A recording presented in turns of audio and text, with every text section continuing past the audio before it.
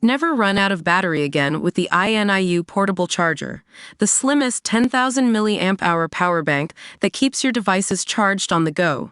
Stay powered up wherever you go. Click the link in the video description to shop now on Amazon. Welcome to NASA News Network. I'm Anchor Name. Today, we're taking a closer look at the critical work being done by engineers and scientists at NASA's Marshall Space Flight Center in preparation for the Artemis mission to the Moon. Imagine standing on the lunar surface, feeling the weightlessness of space around you. But what happens when a spacecraft lands on the Moon? The interaction between the rocket exhaust and the lunar regolith, or soil, can have significant effects on the surface. And that's exactly what NASA is trying to understand.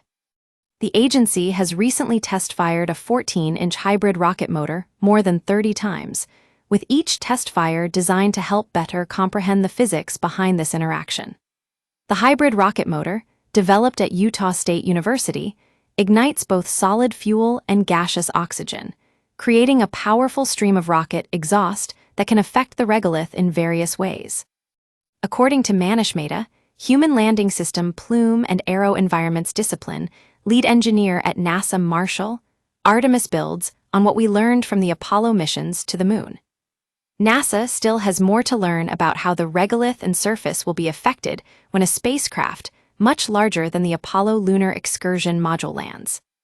The testing at NASA Marshall's Component Development Area took place in a vacuum chamber, allowing engineers to observe the motor's performance under conditions that closely mimic those found on the Moon. The results from these test fires have been instrumental in helping NASA develop more accurate data models, which will ultimately make landing on the Moon safer for Artemis astronauts.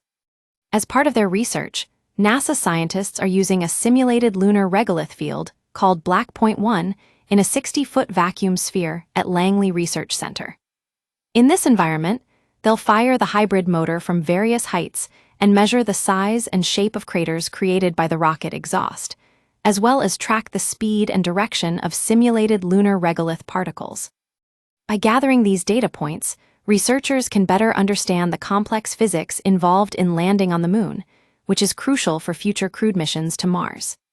As Ashley Corzun, principal investigator for the plume-surface interaction tests at NASA Langley, puts it, "We're bringing back the capability to characterize the effects of rocket engines interacting with the lunar surface through ground testing, last done in this facility for the Apollo and Viking programs."